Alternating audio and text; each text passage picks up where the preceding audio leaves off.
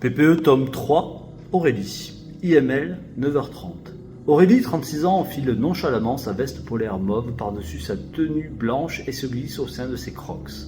En effet, elle doit se rendre au service d'oncologie pour récupérer un défunt. Elle n'en revient pas de voir autant de gens mourir du cancer. Elle en a presque la certitude. Les cas se multiplient, touchant de plus en plus cette génération de jeunes vieux, tels de ses parents. Contrairement à leurs aînés, élevés au grain, ils n'atteindront jamais des âges canoniques. Et sa propre génération ne tiendra jamais jusqu'à la retraite.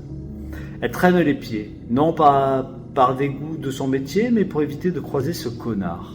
A contrario de sa collègue Margot, Aurélie a commencé sa carrière ici, dans cet hôpital.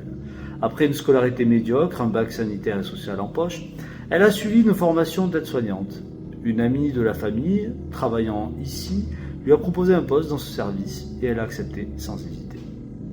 Une fois Catherine installée sur le brancard, elle reprend le chemin des frigos en essayant d'éviter son ancien amant. « On s'est perdu, beauté ?»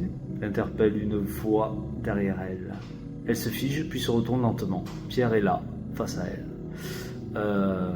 Si tu as 5 minutes, je peux m'occuper de toi, dit-il, d'une voix lourde de sous-entendu.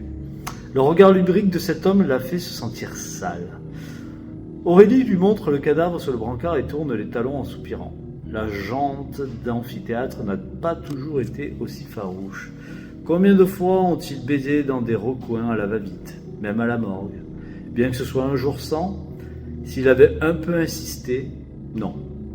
Elle lui en veut. Cet enculé s'en est vanté. Le comportement de certains mâles de l'établissement ne laisse aucun doute sur ce qui s'est dit.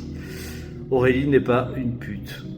Heureusement, sa collègue Margot est de naturel social, car Aurélie ne l'est qu'un jour sur 2, voire seulement 12 heures sur 24. On l'a souvent qualifiée de lunatique, ce qui l'irrite profondément. « Bonjour Aurélie !» Jonathan, il ne manquait plus que lui.